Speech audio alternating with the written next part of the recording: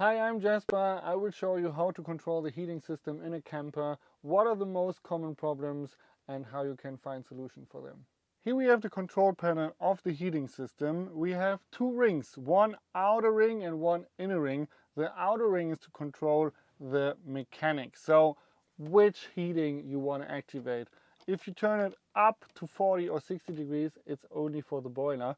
If you turn it down, it's the same degrees, but it's for the boiler and the heating, like the air heating. And then we have the inner circle, which means we control the strength of the heating. Like number 5 is all the way up, making it a sauna, and number 1 is pretty calm, just a little bit of warm air. Now we can see that two LED lights are turned on. We have the green one and the orange one. The green one means the heating is running, everything is fine. The orange one means, if it lights permanently, that the boiler is still heating up. So the water temperature is not reached yet. The water hasn't got the 60 degrees when it comes out of the faucet.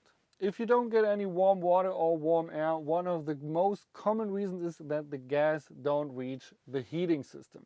If that is the case, normally we have here this orange LED light and it will blink 9 times to tell you there is a gas problem. And I will show you a solution for one of the most common problems right now. One of the main reasons why the heating system don't get any gas could be an empty bottle here in the rear. Then you have to swap the bottle.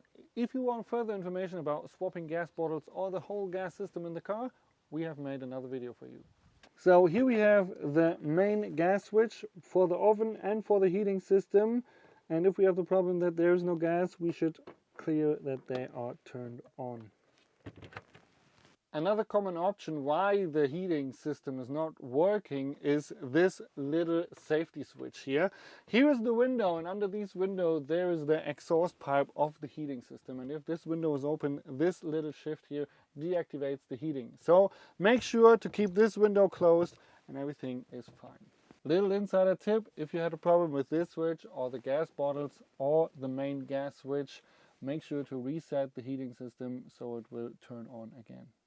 If your heating system is running and you don't get any warm water for the shower, maybe your camper has been empty. So make sure to turn on the faucet a little bit to fill up the boiler with water so this can heat up and you have warm water for your shower. If you're looking for a heating system, in most cases it's located under the back seats, but this depends on each category of vehicle.